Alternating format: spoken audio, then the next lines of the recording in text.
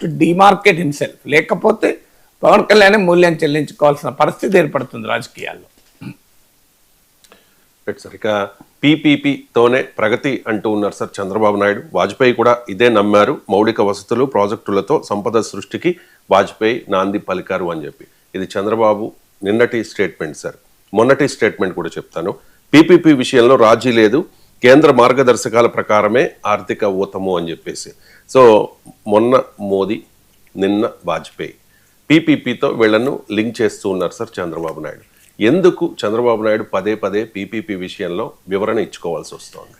తెలుగుదేశం వాళ్ళకు కూడా శ్రేణులకు అర్థం కావడలేదు. నాతో చాలా మంది తెలుగుదేశం నాయకులు అంటారు, మా సార్ ఎందుకు ఇట్లా కంటిన్యూస్గా పీపీపీ గురించి మాట్లాడుతున్నాడు, ఇప్పుడు జగన్ కోరుకున్నదే మా సార్ చేస్తున్నాడు కదా. ఇప్పుడు జగన్ పీపీపీ పైన ఇష్యూను కంటిన్యూ చేయదలుచుకున్నాడు. కోర్టు సంతకాలు, ఇప్పుడు తర్వాత లీగల్ బ్యాటిల్ అంటున్నాడు.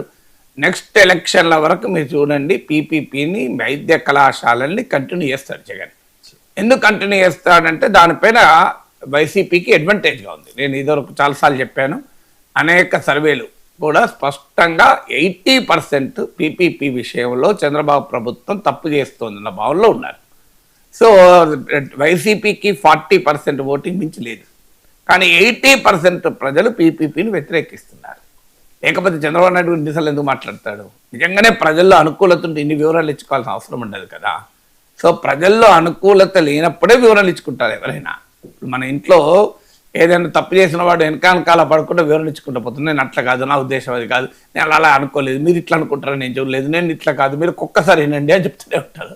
సో రైట్ చేసిన వారికి ఎప్పుడు వివరణ ఇచ్చుకోవాల్సిన అవసరం లేదు. వీళ్ళు assert as I have done right thing, so చరిత్ర చెప్తుంది, అనుభవం చెప్తుంది అనాలి. కానీ రిపీటెడ్గా చంద్రబాబు నాయుడు 3 రోజులకోసారి వివరించుకుంటున్నారు. మీరు గమనించండి. కారణం ఏంటంటే డిఫెండ్ చేయలేని పరిస్థితికి కూటమి సర్కార్ పీపీపీల పైన నెట్టివేయబడింది. సో అందువల్ల అది వైసీపీకి క్లియర్ అడ్వాంటేజ్ అయింది.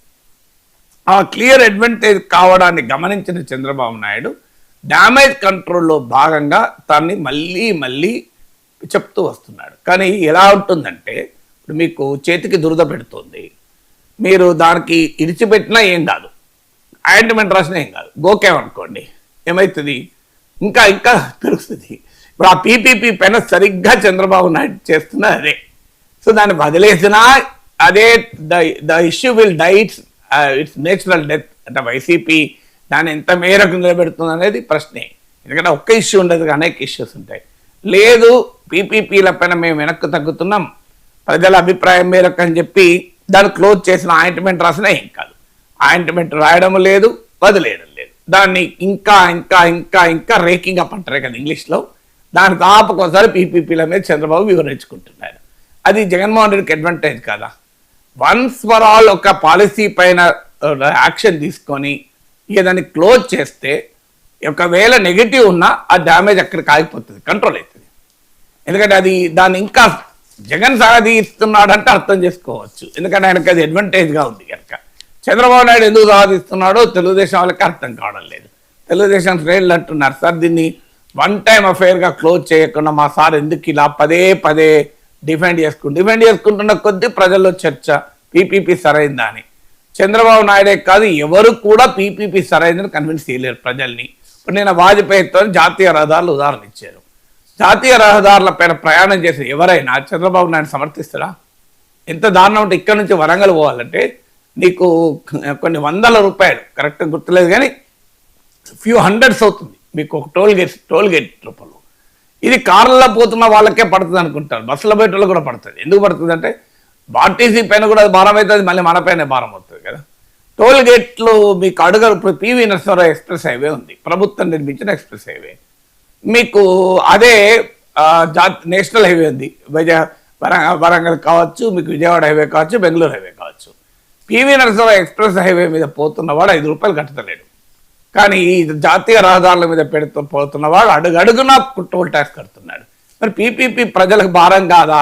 ఈ చిన్న ఉదాహరణ కదా. మీరు హైదరాబాద్లో మీకు ఎయిర్పోర్ట్ పోయేటప్పుడు అందరూ పివి నరసింహారావు ఎక్స్ప్రెస్ హైవే ఎక్కుతారు కదా, 11 కిలోమీటర్లు ఏముంటుంది, అది ఎక్కకుండా పోరు కదా. మనం ఎవరమైనా దానిపైన 1 రూపాయి కట్టామా? మరి అదే నీకు నేషనల్ హైవేలో పోతే అడుగడుగున టోల్ ట్యాక్స్ కట్టాల్సిందే కదా. సో మరి ఎలా ఇక్కడే అర్థమవుతుంది పీపీపీ అనేది ప్రజల పైన భారం అని. కామన్ సెన్స్ చెప్తుంది కదా, ప్రైవేట్ వాళ్ళ లాభం లేకుండా ఎవరు చేయరు, ప్రాక్టికల్గా చేయరు. అందులో ఇప్పుడు టెండర్లు ఇస్తే ఒక్క మెడికల్ కాలేజీకి కిమ్స్ వాళ్ళు వచ్చారు, ఇంకెవరు దేనికి ఎవరు రాలేదని. ఇప్పుడు ఇంకిన్ని రాయితీలు ఇస్తారు అప్పించడానికి అని అంటున్నారు. అది అల్టిమేట్గా బూమరాంగ్ అయ్యే దశకు వచ్చేసింది పీపీపీ. మీరు చూస్తుండండి, ఇట్ విల్ ఓన్లీ మీరు ఎంత దాన్ని గెలికితే అంత డ్యామేజ్ అవుతుంది ఇష్యూ. ఎందుకంటే దట్ ఇష్యూ యాజ్ బూమరాంగ్. మీరు ఎన్ని చేసినా కూడా ఆ ఇష్యూలో మీరు ముందుకు పోలేరు, వెనక్కు లారేరు అనే పరిస్థితి తీసుకొచ్చుకున్నారు. సో అందువల్ల పీపీపీ మోడల్లో సక్సెస్ఫుల్గా ప్రజలకు బెటర్ సేవలు అందించిన ఒక ఉదాహరణ చెప్పండి. దేశం మొత్తం మీద, ఇక్కడనే పక్క పెట్టండి, దేశం మొత్తం మీద ఇంకో పీపీపీలో ఇది ప్రజలకు బెనిఫిట్ అయింది అని ఉదాహరణ చెప్పండి నాకు.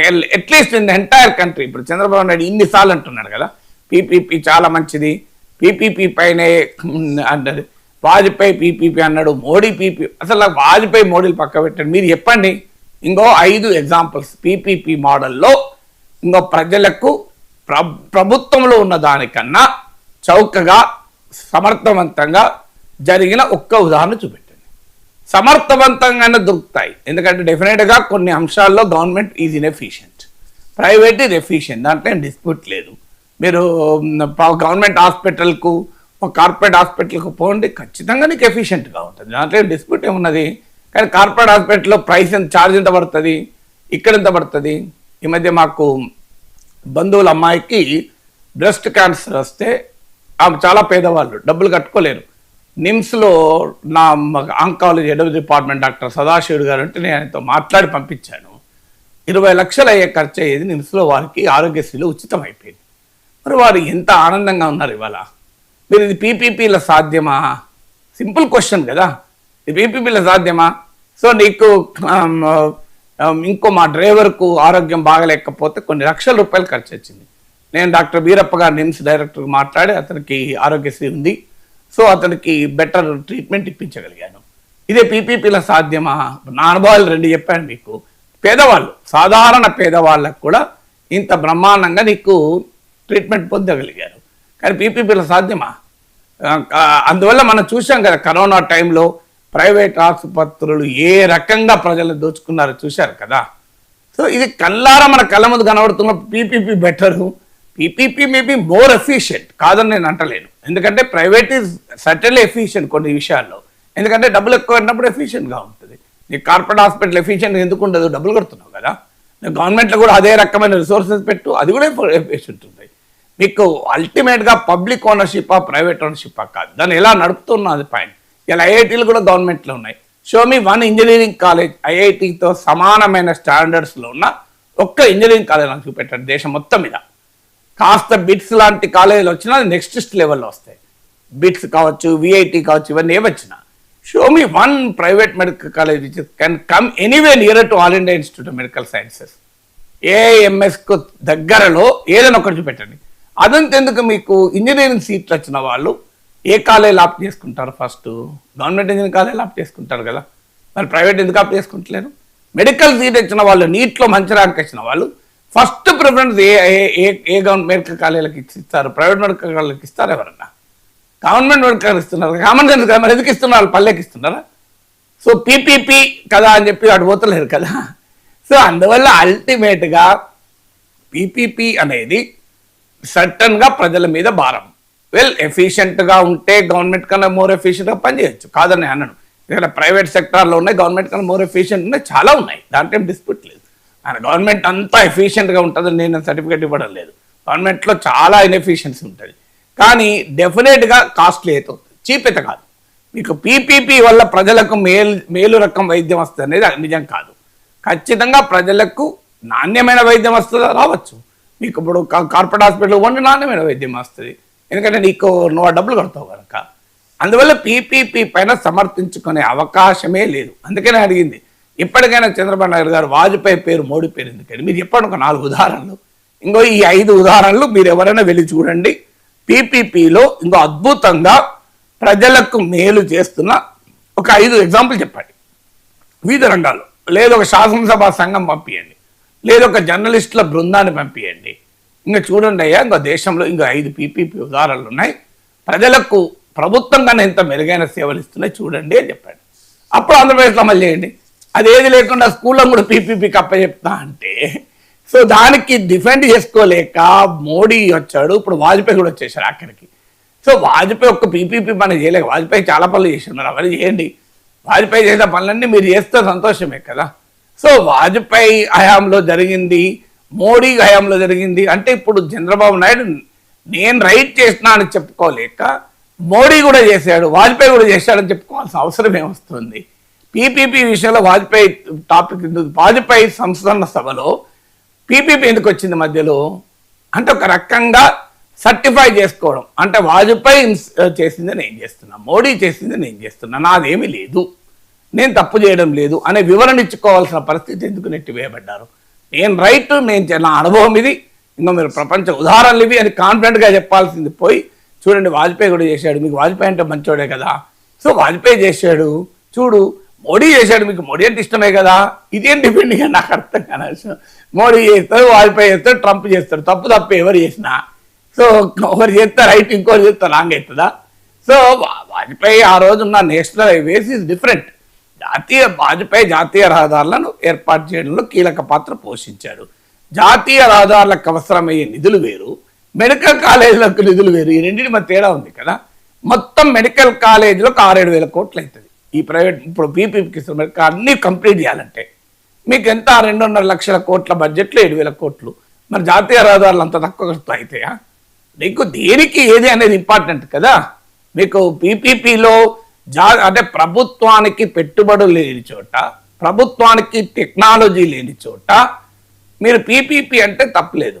ప్రభుత్వం చేయగలిగిన చోట పీపీపీ ఏంటి అనేది క్వశ్చన్ కదా. స్కూళ్ళు ప్రభుత్వం నడపలేదా, ఆసుపత్రులు ప్రభుత్వం నడపలేదా, ఢిల్లీకి వెళ్ళి ఆమ్ ఆద్మీ పార్టీ చేసింది చూడండి, మీరు నడపగలిగారు కదా.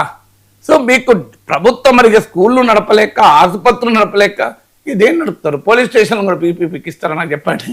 ఎందుకంటే పోలీసులు కూడా సరిగా పనిచేస్తలేరని పవన్ కళ్యాణ్ పదే తీవ్రంగా విమర్శిస్తున్నారు కదా. మీరు కూడా చెప్పండి, మరి పీపీపీలకు ఇవ్వండి, పోలీస్ స్టేషన్లకు కూడా, జైలు కూడా పీపీపీలకు ఇస్తారా చెప్పండి. సో దేనికి పీపీపీ ఇవ్వాలి అనేది క్వశ్చనబుల్ కదా. గవర్నమెంట్కు ఇన్వెస్ట్మెంట్ పెట్టలేని పరిస్థితిలో ఉన్నప్పుడు, టెక్నాలజీ పరంగా సాధ్యం కానప్పుడు, ఇప్పుడు క్వాంటమ్ కంప్యూటింగ్ ఉంది అమరావతిలో, అది పీపీపీలో పెట్టాలని నేను అర్థం చేసుకుంటాను. ఎందుకంటే ప్రభుత్వ ఉద్యోగులు వెళ్ళి క్వాంటమ్ కంప్యూటర్ నడపలేరు కదా, ప్రాక్టికల్గా సాధ్యం కాదు పడది. సో అది ఖచ్చితంగా ప్రైవేట్ వాడు చేయాలి, ప్రైవేట్ వాడితో కలిపి ప్రభుత్వం చేయడంలో తప్పలేదు. క్వాంటమ్ కంప్యూటర్ పెట్టడం అనేది ఒక పెద్ద మామూలు టెక్నాలజికల్ ఇన్నోవేషన్ కాదు, భారీ ఇన్వెస్ట్మెంట్ కావాలి. గవర్నమెంట్కి ఇతర ప్రియారిటీస్ ఉంటాయి. క్వాంటమ్ కంప్యూటింగ్లో పెట్టి వ్యాపారం చేయలేదు, అక్కడ మీరు పీపీపీ పెట్టండి, ఎలాంటి తప్పలేదు. సో పీపీపీ దేంట్లో పెట్టాలనేది పాయింట్ కదా. పీపీపీ మీకు పబ్లిక్ ఇన్ఫ్రాస్ట్రక్చర్ను పీపీపీలో పెడితే ఖచ్చితంగా అది కాస్ట్లీ అవుతుంది. సో మీకు ఇతర అంశాల్లో పీపీపీ పెట్టండి, ఎవరు అభ్యంతరం చెప్తారు పీపీపీ పెడితే. సో ఎక్కడ పెట్టారు, ఎక్కడ పెట్టకూడదు అనేది పాయింట్ కదా. మధ్యలో వాజ్పేయి పేరు ఎందుకు, వాజ్పేయి మోడీ ఇంకా వీళ్ళ పేర్లు చెప్పుకొని సమర్థించుకోవాల్సిన పరిస్థితి ఎందుకు ఏర్పడింది అనేదే క్వశ్చన్ కదా.